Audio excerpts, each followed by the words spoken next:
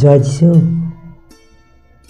আমার প্রিয় খ্রিস্টীয় বন্ধুরা, প্রথমে আপনাদেরকে প্রভু যিশুর পবিত্র নামে স্বাগত জানাই।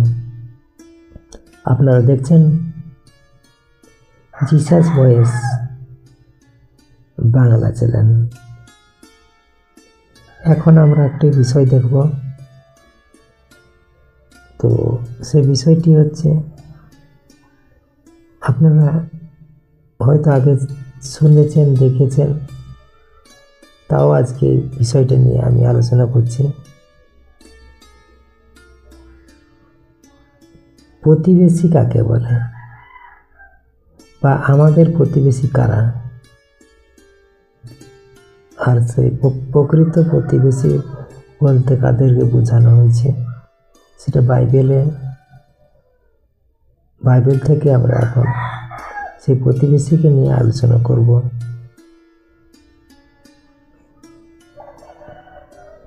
বা বাইবেলে কি বলে প্রতিবেশীকে নিয়ে। বাইবেলে প্রতিবেশী বলতে শুধু পাশের বাড়ির মানুষকেই বোঝায় না। আমাদের পাশাপাশি যে আমরা হয়তো পাড়ার মধ্যে আছি বা টাউনশিপের মধ্যে আছি, আমার বাড়ির পাশে আরেকটি বাড়ি, তার বাড়ির পাশে আরেকটি বাড়ি, এইসব বাড়ি ঘরকে আমরা বুঝতে বাহ্যিকভাবে যেটা বুঝতে পারি, জানি যেটা আমার প্রতিবেশী, আমার প্রতিবেশীর ঘর, বা সেই মানুষগুলো আমার প্রতিবেশী, পাড়া প্রতিবেশী আমরা যেটা বুঝি। কিন্তু বাইবেল ভিত্তিক সেই প্রতিবেশীকে বোঝায় না। যীশু খ্রিস্ট ভালো সমরীয়ের উপমার মাধ্যমে আমাদের প্রকৃত প্রতিবেশীর পরিচয় দেন। বাইবেল বাক্য লুক 10:37। তখন যিশু তাকে বললেন, যাও, তুমিও তেমনি করো। তখন যিশু তাকে বললেন, যাও, তুমিও তেমনি করো। তো এই বাক্যে একটু দেখি। ভালো সমরীয় সেই মানুষ যে বিপদে পড়া ব্যক্তিকে দেখে এড়িয়ে যায়নি, জাতি, ধর্ম বা পরিচয় দেখেনি, করুণা দেখেই সাহায্য করেছে। তাই যে কেউ আমাদের সামনে কষ্টে আছে, তাকেই বাইবেল আমাদের প্রকৃত প্রতিবেশী বলে। প্রতিবেশী মানে শুধু কাছের মানুষ নয়, বরং যার প্রতি আমরা ভালোবাসা, দয়া ও সাহায্য দেখাতে পারি। আরও একটি গুরুত্বপূর্ণ বাক্য, মথি 22:39। তুমি তোমার প্রতিবেশীকে নিজের মতো ভালোবাসবে। তুমি তোমার প্রতিবেশীকে নিজের মতো ভালোবাসবে। এই ভালোবাসায় একজন খ্রিস্ট জীবনের আসল পরিচয়। আজকে আমরা জগতের পাড়া প্রতিবেশী কিছু হলে আমরা সেখানে তার সামনে বিপদে কেউ দাঁড়ায় না। তো প্রকৃত যারা বিশ্বাসী, যাদের মধ্যে প্রভু আছেন, তারা কিন্তু অপরের কষ্ট দেখে সহ্য করতে পারেন না।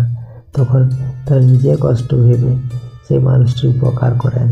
সেই রকম আমরা যখন পথে ঘাটে এখানে ওখানে যাই, সেখানে কত মানুষ, দুরারোগ্য মানুষ অসহায়ভাবে পড়ে থাকে কষ্টের মধ্যে।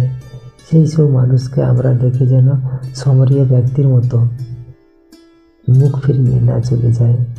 আমরা সেই মানুষটির সামনে গিয়ে তাকে সাহায্য করি, হেল্প করি, তাহলে আমরা কিন্তু সেই মানুষটির আমরা প্রতিবেশী, প্রকৃত প্রতিবেশী হতে পারব। এটা প্রভু যীশু খ্রিস্ট তার বাক্যের মধ্যে বলতে চাইছেন, বলেছেন বাইবেলের মধ্যে। তো যাই হোক, আজকের এই বিষয় অনুযায়ী একটি প্রার্থনা করি। আপনারাও এই প্রার্থনাটি শুনুন আর চোখ বন্ধ করে আপনারা যে যার স্থানে এই প্রার্থনাটি করুন। হে করুণাময় স্বর্গীয় পিতা, তোমাকে ধন্যবাদ, কারণ তুমি আমাদের নিঃস্বার্থ ভালোবাসা শেখাও।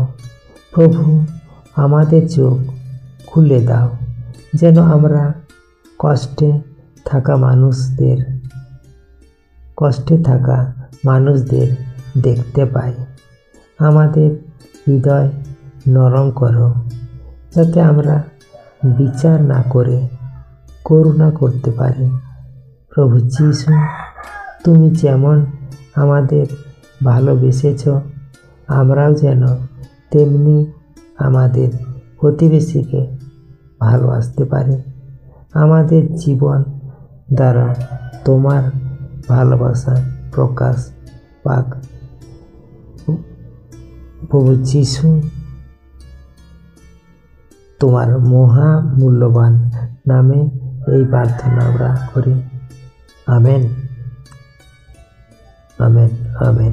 জয় যিশু, জয় যিশু, জয় যিশু। Hallelujah, hallelujah, hallelujah. তো আমার প্রিয় বন্ধুরা, আপনাদের এই ছোট্ট আলোচনা ও প্রার্থনা আপনাদের হৃদয়ে যদি স্পর্শ করে, তাহলে অবশ্যই চ্যানেলটিকে সাবস্ক্রাইব করবেন। আর এই চ্যানেলের সাথে আপনারা যুক্ত থাকুন, সঙ্গে থাকুন, পাশে থাকুন। আর এই চ্যানেল জিসাস ভয়েস বাংলাকে আপনারা সঙ্গে রাখুন। আর অবশ্যই এই চ্যানেলটিকে আপনাদের ভালো লাগলে শেয়ার করুন, কমেন্ট করুন, লাইক করুন, আর অপরজনকেও এই চ্যানেলটিকে শেয়ার করুন। ধন্যবাদ। জয় যিশু।